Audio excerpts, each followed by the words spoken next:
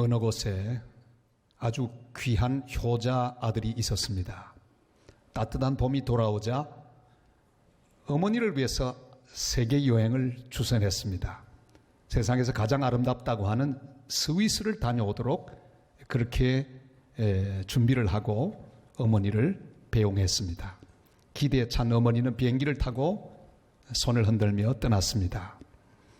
그리고 얼마 뒤에 다시 돌아왔습니다. 아들이 물었습니다. 어머니 구경 잘하셨습니까? 참 아름답지요? 어머니는 말합니다. 얘야, 난 아무것도 못 봤다. 아니 왜요? 우리 가이드 선생이 딴 데 보지 말고 깃발만 보라고 했어. 계속 깃발만 보고 돌아왔다. 여러분, 오늘 이 시대를 사는 그리스도인들은 너무 깃발이 많습니다. 내가 바라는 깃발이 있습니다. 철학의 깃발, 학문의 깃발, 이론의 깃발, 소원의 깃발들이 너무 많이 있습니다. 그 깃발 보느라고 주님이 보여주시기를 원하는 것은 보지 못하는 우리가 아닌지를 생각해 보아야 합니다. 신앙생활은 바로 하나님이 우리에게 보여주시는 그 목표대로 가는 것입니다. 오늘 찬양대가 찬양한 대로 우리의 삶이 먼저가 아니라 우리 주님이 먼저인 삶, 주님이 보여주기를 원하는 그 목표, 그 비전을 따라가는 것입니다. 주님이 보여주기를 원하는 아름다운 그것을 바라보는 것입니다. 사순절이 무엇입니까? 바로 우리가 보고 따라왔던 깃발들을 보지 말고 고개를 돌려 갈보리 언덕의 십자가를 바라보는 절기입니다. 그 십자가를 바라보며 묵상하는 기간이 될 수 있기를 바랍니다. 인류가 만든 영화 중에 가장 위대한 영화인 벤허, 윌리엄 와일러 감독이 가장 중요한 장면으로 예수님 십자가 달려 돌아가시는 그 장면을 찍을 때 일화입니다. 그가 부탁합니다. 엑스트라들, 모든 배우들에게 말합니다. 지금부터 10분 동안 모두 중지하고 오직 십자가에 달리신 예수님만 바라보십시오.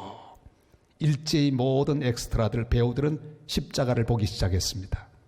10분이 흘러갑니다. 여기저기서 흐느끼는 소리가 들려왔습니다. 촬영이 다 끝나고 난 다음에 배우들을 인터뷰했을 때 가장 감동적인 장면은 바로 그 10분 가운데 있었다고 모두들 입을 맞추었습니다. 오늘 우리의 시선을 십자가에 고정하고 바라보는 시간이 될 수 있기를 바랍니다. 오전 9시에 예수님은 죄 없이 십자가에 달리셨습니다. 원래 이 십자가는 고대 페니키아인들이 고안한 처형 방법이었습니다. 원래 그들은 사람을 처형하는데 여러 가지 방법이 있었습니다. 창으로 찔러 죽이고, 끓는 기름에 던져 죽이고, 돌로 쳐 죽이고, 불에 태워 죽였지만 너무 빨리 죽는 것이 못내 불만이었습니다. 그래서 서서히 죽으면서 가장 큰 고통을 느끼고 또 가장 비참한 가운데 참혹하게 수치심을 느끼며 죽는 방법을 고안했으니 그게 바로 십자가 처형 방법입니다. 우리 주님은 극심한 고통과 수치 속에서 6시간 동안이나 십자가 위에 계셨습니다. 오후 3시가 되자 주님은 하늘 향해 부르짖으십니다. 엘리 엘리 라마 사박다니, 나의 하나님 어찌하여 나를 버리셨나이까. 십자가는 바로 아들을 버리시는 하나님의 사랑이 나타나는 현장이었습니다. 46절이 이렇게 말씀하죠. 다 같이요. 제 그 시쯤에 예수께서 크게 소리질러 이르시되 엘리 엘리 라마 사박다니 하시니 이는 곧 나의 하나님 어찌하여 나를 버리셨나이까 하는 뜻이라. 아멘. 지금 하나님은 아들을 버리고 계십니다. 왜 버리십니까? 버리시는 이유가 있습니다. 그것은 바로 하나님이 우리를 얼마만큼 사랑하는지를 보여주시기 위함입니다. 요한복음 3장 16절에 하나님이 세상을 이처럼 사랑하사 독생자를 주셨으니 그렇게 말씀하고 계십니다. 요한일서 4장 9절에도 말씀하시죠. 다 같이요. 하나님의 사랑이 우리에게 이렇게 나타난 바 되었으니 하나님이 자기의 독생자를 세상에 보내심은 그로 말미암아 우리를 살리려 하심이라. 아멘.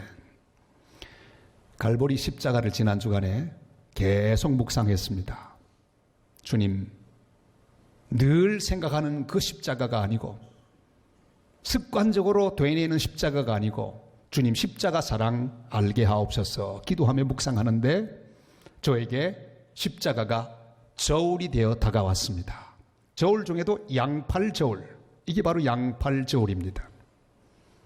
물건을 두고 또 다른 축을 놓아서 평평하게 되면 그 무게를 알 수 있는 저울입니다. 한쪽 끝에 내가 있습니다. 한쪽 끝에 우리가 있습니다. 모두 다 있습니다. 죄에 빠지고 저주에 빠지고 사망과 절망에 빠져 있습니다. 그런데 그 어떤 것도 우리를 들어 올리지 못합니다. 돈도 우리를 들어 올리지 못합니다. 명예도 들어 올리지 못합니다. 쾌락도 들어 올리지 못합니다. 권력도 들어 올리지 못합니다. 심지어 철학마저도 교육마저도 인간이 만든 종교마저도 우리를 들어 올리지 못합니다. 그런데 갈보리 언덕에 십자가에 달려 죽으신 하나님의 아들이 버림받음으로 우리가 들어 올려졌습니다. 절망 가운데 들어 올려졌고 슬픔 가운데 들어 올려졌고 사망 가운데 들어 올려졌습니다. 그리고 오늘 이 시간 우리는 예배하는 복된 자리에 서 있는 하나님의 자녀가 되었습니다. 구원받게 되었습니다. 갈보리 십자가에서 이 저울이 평령을 이루게 되었습니다. 하나님이 우리를 얼마만큼 사랑하시는지를 보여주고 있습니다. 제가 묻습니다. 하나님은 우리를 얼마만큼 사랑하실까요? 예수님만큼. 한번 다 해보세요. 예수님만큼. 그렇습니다. 이 십자가는 저울이 되어 우리에게 말씀합니다. 내가 너희들을 내 아들만큼 사랑하노라. 그것을 보여주고 계십니다. 우리가 얼마만큼 소중한 존재들입니까? 바로 예수님만큼 소중한 존재들입니다. 예수님은 그것을 아셨기에 십자가 위에서 외치고 계십니다. 엘리 엘리 라바 사박다니, 나의 하나님 나의 하나님 나를 버리기까지. 이렇게 저 인간들을 귀하게 보시는군요. 아버지 사랑 놀랍습니다. 이해하기 어렵습니다. 그래서 아버지 사랑 찬양합니다. 스위스에는 이 높은 언덕이 많이 있습니다. 저도 스위스에서 한 석 달을 첫 번 안식년 때 살았는데 버스를 타고 그 언덕까지 올라가야 합니다. 얼마나 비싼지. 한 번 타는데 완행버스가 6,000원이에요. 놀라지도 않으시니. 얼마나 비싼 나라인지. 아주 거지처럼 살아도 얼마나 많이 돈이 드는지 몰라요. 근데 그 버스 한 대가 그 높은 곳에서 내려오고 있습니다. 그러다가 그만 브레이크가 파열이 됐습니다. 급하게 운전수는 고개 운전을 하며 밑으로 내려갑니다. 크랙션을 막 울립니다.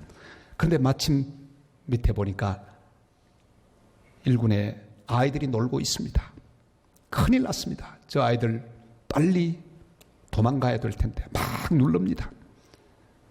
이제는 선택의 기로에 섰습니다.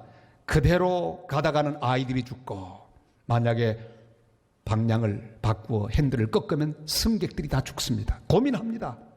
고민하다가 그는 결단합니다. 더 많은 승객들을 살리기로. 크락션을 울리면서 바로 그 아이들이 놀고 있는 곳으로 핸들을 돌립니다. 다른 아이들은 다 피했지만 한 아이가 피하지 못했습니다. 그 아이가 차에 치여 죽습니다.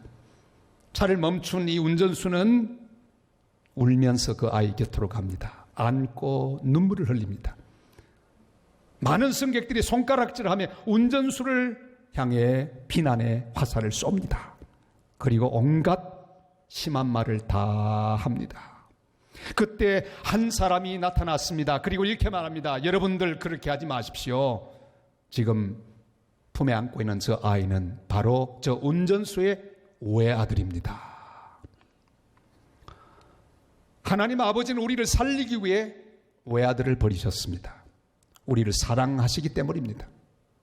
하나님 아버지가 외아들을 버린 것은 우발적인 사건이 아닙니다. 어쩌다가 버린 게 아닙니다. 오래전부터 버리기로 준비해 놓으셨습니다. 계획하셨습니다. 하나님의 약속과 계획을 따라 모든 것이 진행되었고 결국은 아들을 보내셨습니다. 이 놀라운 사랑, 아들을 버린 사랑, 그게 바로 십자가의 사랑입니다. 이 사순절 기간 동안 이 사랑을 묵상하고 버리신 하나님의 아들을 버리신 아버지 하나님의 사랑을 찬송하는 복된 기간이 되시기를 바랍니다. 아버지가 아들을 버리고 있다는 것을 아들은 알았습니다. 그 사랑을 아는 예수님, 자기의 목숨, 자기의 모든 것 억지로 버리지 않고 스스로 십자가를 지시며 버리셨습니다. 그래서 요한복음 10장 17절 18절 이렇게 말씀하죠. 다 같이요. 내가 내 목숨을 버리는 것은 그것을 내가 다시 얻기 위함이니 이로 말미암아 아버지께서 나를 사랑하시느니라. 이를 내게서 빼앗는 자가 있는 것이 아니라 내가 스스로 버리노라. 나는 버릴 권세도 있고 다시 얻을 권세도 있으니 이 계명은 내 아버지에게서 받았노라 하시니라. 아멘. 우리 예수님은 힘이 부족하여 체포당한 게 아닙니다. 억지로 십자가 지신 게 아닙니다. 아버지 하나님의 사랑을 알고 스스로 선택한 십자가였습니다. 스스로 버리는 사랑이었습니다. 구약 성경 가운데 스스로 버리는 그런 그리스도의 모형이 나옵니다. 바로 아브라함이 독자 이삭을 모리아 제단에 바칠 때 바로 이런 그리스도의 모습이 모형으로 나타나고 있습니다. 이삭은 자기를 결박하여 제단에 놓고 칼을 높이 드는 늙은 아버지 아브라함에게 어떤 모습을 보였습니까? 그 당시 아브라함은 나이가 100살이 훨씬 넘었습니다. 이삭은 적어도 17세 정도 되는 이제는 제법 어른 티가 나는 그런 모습입니다. 여러분 한번 생각해 보세요. 110살이 훨씬 넘은 이 노쇠한 아버지, 힘으로 하면 이길 수 있을까요? 없을까요? 문제도 없습니다. 저희 아버지는 비교적 힘이 센 아버지였었습니다. 아주 건장하셨어요. 제가 중3 때 아버지에게 도전했습니다. 아버지, 저하고 팔씨름 한번 하시죠. 그래, 해보자. 딱 잡았습니다. 저는 꿈에도 생각하지 못했습니다. 힘을 주기 시작했습니다. 근데 이게 웬일입니까? 아버지가 저를 이기지 못하는 거예요. 제가 한 번만 힘을 주면 이길 수 있을 것 같은 느낌이 들었습니다. 근데 그때 아버지 팔을 확 꺾는 아들은 못된 아들이죠. 알았습니다. 가서 하다가 비긴 걸로 하고 끝났습니다. 그래서 제 마음 알았습니다. 아버지가 이제는 힘이 없으시구나. 여러분, 이삭은 힘으로 자기 아버지 이길 수 있었습니다. 그러나 하나님을 믿고 하나님을 통해 이루어지는 그 모든 상황을 보면서 그는 스스로 자신을 드렸습니다. 묶였습니다. 그리고 가만히 순종하며 바라보았습니다. 그곳이 모리아 제단이고 하나님은 여호와 일에 준비하셔서 더 나은 제물을 준비하심으로 이삭은 오늘날까지 그리스도의 모형이 되고 있는 것입니다. 사랑하는 여러분, 스스로 버리는 순종, 아버지의 뜻을 따르는 순종, 이것이 바로 아버지의 사랑을 이해하는 자의 모습입니다. 히브리 5장 8절로 10절이 이렇게 말씀하죠. 다 같이요. 그가 아들이시면서도 받으신 고난으로 순종함을 배워서 온전하게 되었은즉 자기에게 순종하는 모든 자에게 영원한 구원의 근원이 되시고 하나님께 멜기세덱의 반차를 따른 대제사장이라 칭하심을 받으셨느니라. 아멘. 십자가는 버림받는 것인데 주님은 그것을 하나님의 사랑인 줄 알고 순종하셨습니다. 십자가는 욕먹고 채찍질 당하는 것인데 그것을 하나님의 사랑인 줄을 알고 스스로 받으셨습니다. 십자가는 죽는 것인데 그것이 하나님 사랑인 줄 알고 스스로 받으셨습니다. 순종하셨습니다. 그 스스로 버리는 순종이 하나님의 놀라운 사랑을 이루는 능력이 되었습니다. 스스로 버리신 예수님의 사랑을 찬양하고 감사하는 복된 성도들이 되시기를 바랍니다. 아들을 버리신 아버지 하나님, 그 하나님의 사랑의 십자가, 아들을 버리신 사랑, 그리고 스스로 받으신 고난으로 순종하신 예수 그리스도의 십자가를 우리가 어떻게 해야 합니까? 목걸이만 목에 십자가 목걸이만 걸고 다니면 되는 것입니까? 어떻게 십자가를 대해야 합니까? 주님께서 그 십자가를 우리에게 넘겨주시며 말씀하십니다. 십자가를 지고 나를 따르라, 그렇게 말씀하고 계십니다. 마태복음 16장 24절 말씀입니다. 다 같이요. 이에 예수께서 제자들에게 이르시되 누구든지 나를 따라 오려거든 자기를 부인하고 자기 십자가를 지고 나를 따를 것이니라. 아멘. 십자가의 사랑을 이해한 자는 먼저 어떤 상태에서도 십자가를 향해 가까이 나가야 합니다. 우리 부산 사람들이 좋아하는 여러 장소가 있습니다만 그 가운데 손꼽히는 장소가 있습니다. 그게 바로 영도다리입니다. 여러분, 지금 있는 부산대교 또 새로 있는 다리, 그것보다 부산 사람들의 마음에 남아있는 것은 저 영도다리입니다. 노래도 많이 등장하죠. 왜 영도다리가 우리 가슴에 남아있을까요? 전쟁 중에 북에서 온 가족을 잃어버린 사람들이 거의 다 영도다리에서 만나자고 했거든요. 수많은 사람이 저기서 기다립니다. 하루 이틀 사흘 나흘 계속 기다립니다. 밥을 못 먹어도 기다립니다. 그런데 결국 사랑하는 사람, 가족을 찾지 못합니다. 그러다가 기다리다 지쳐서 영도다리에서 떨어져 죽기도 했습니다. 그래서 애환이 담기는 영도다리입니다. 기다려도 오지 않는 장소가 되었습니다. 그러나 여러분, 갈보리 십자가 언덕은 그렇지 않습니다. 주님이 우리를 기다리시는 곳인데 반드시 만날 수 있는 곳, 그것이 바로 갈보리 십자가 언덕입니다. 우리 하나님은 거기서 우리를 기다립니다. 예수 그리스도는 바로 그곳에서 우리를 기다리십니다. 다른 곳에는 없습니다. 이 세상 어떤 인생 가운데 우리의 보장이 있는 곳은 없습니다. 그러나 갈보리 십자가 언덕, 거기서는 주님을 반드시 만날 수 있습니다. 누구든지 주님은 만나 주십니다. 강도도 만나 주십니다. 주님을 못 박은 자도 십자가로 향하면 희망이 있습니다. 주님을 부인하고 도망갔던 제자도 십자가를 향하면 다시 시작할 수 있습니다. 우리는 그렇게 보통 말합니다. 목사님, 저 믿음이 약했어. 아이고, 난 믿음이 부족했어. 사랑하는 여러분, 주님 마음을 기쁘시게 할 만큼 충분한 믿음을 가진 사람이 어디 있단 말입니까? 아무도 그런 사람은 없습니다. 다 부족한 믿음입니다.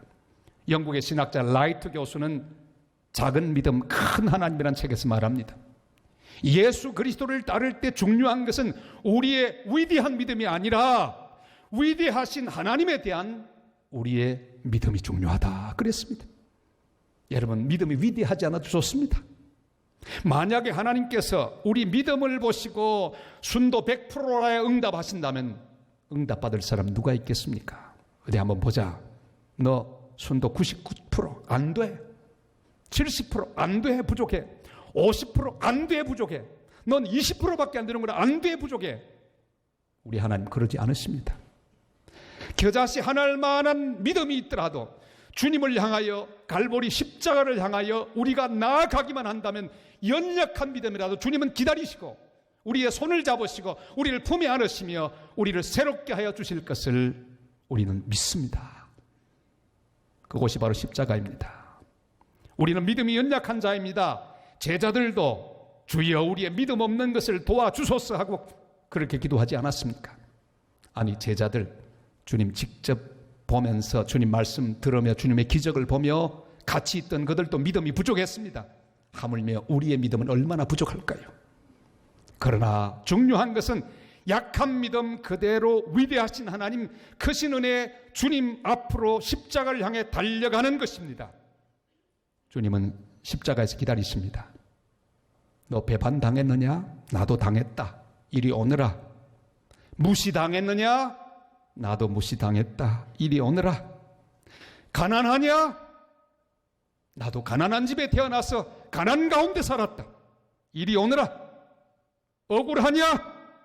나도 억울하게 죄 없이 십자가에 달렸다. 이리 오너라. 병 들었느냐? 내가 너의 병을 지고 십자가에 달렸다. 이리 오너라. 버림받았다고 느끼느냐? 나도 하나님께 버림받았다. 이리 오너라. 수고하고 무거운 짐진 자들아 다 내게로 오라. 내가 너희를 쉬게 하리라. 지금 있는 바로 그 자리에서 불뱀에 물려 죽어가던 이스라엘 백성들처럼 어떤 상황에 있든지 고개 들어 십자가를 바라보기만 하면 됩니다. 십자가를 바라보고 십자가에 달린 주님 품으로 달려가기만 한다면 주께서 우리를 받아주실 것입니다. 겨자씨 한 알만큼의 믿음만 있어도 희망이 있습니다. 고개 돌려 십자가 언덕을 바라보시고 주님 앞으로 나아가시고 주님 품에 안기는 복된 성도들이 다 되시기를 바랍니다. 주님을 따르는 우리 인생에도 큰 십자가가 있습니다. 우리가 달려가서 주님의 십자가 붙들고 주님 품에 안긴다고 하지만 우리 인생에도 십자가 있습니다. 그러나 그 십자가에는 주님이 사랑하시는 그 사랑이 담겨 있습니다. 나를 향한 사랑이 있고 이웃을 향한 사랑이 있습니다. 그런 거로 어떤 십자가든지 기쁨으로 십자가를 내가 지고 주님을 따라야 합니다. 우리 인생 가운데도 어찌하여 나를 버리셨나이까? 그리고 외치며 절규할 때가 있습니다. 아마도 지금도 그런 형편에 있는 성도들도 계실 것입니다. 하나님 어찌하여 이런 십자가를 주십니까? 주님은 답을 갖고 있습니다. 그것은 바로 하나님의 사랑 때문입니다. 지금은 모르지만 곧 알게 될 것입니다. 지금은 이해할 수 없어도 하나님을 우리는 찬양해야 합니다. 하나님의 그 사랑을 미리 노래해야 합니다. 주님께서 내게 지워주신 십자가를 잘 이해하고 기쁨으로 져야 합니다. 교회를 위한 십자가를 져야 합니다. 복음을 위한 십자가를 져야 합니다. 골로새서 1장 24절이 이렇게 말씀하지요. 다 같이요. 나는 이제 너희를 위하여 받는 괴로움을 기뻐하고 그리스도의 남은 고난을 그의 몸된 교회를 위하여 내 육체에 채우느라. 아멘. 우리가 섬겨야 할 사람을 위해 십자가 져야 합니다. 내가 죽으면 그 사람이 삽니다. 남편이 죽으면 아내가 삽니다. 아내가 죽으면 남편이 삽니다. 교역자가 죽으면 교회가 삽니다. 중직자가 죽으면 교회가 삽니다. 십자가는 참아내는 것입니다. 용서하는 것입니다. 거기 머무는 것입니다. 십자가를 진다는 것은 내가 죽는 것을 의미합니다. 갈라디아 2장 20절이 이렇게 말씀하죠. 다 같이요. 내가 그리스도와 함께 십자가에 못 박혔나니 그런즉 이제는 내가 사는 것이 아니요 오직 내 안에 그리스도께서 사시는 것이라. 이제 내가 육체 가운데 사는 것은 나를 사랑하사 나를 위하여 자기 자신을 버리신 하나님의 아들을 믿는 믿음 안에서 사는 것이라. 아멘. 우리를 사랑하기에 아들을 버리셨으며 우리를 사랑하기에 아무 질문 없이 십자가를 지시고 죽으신 그 예수님 기억하고 우리도 모든 십자가를 감사함으로 받아들이고 참고 헌신하며 주님이 기뻐하시는 일을 위해 하나님의 선교를 위해 복음을 위해 교회를 위해 헌신하는 복된 성도들 다 되시기를 주님의 이름으로 축원합니다.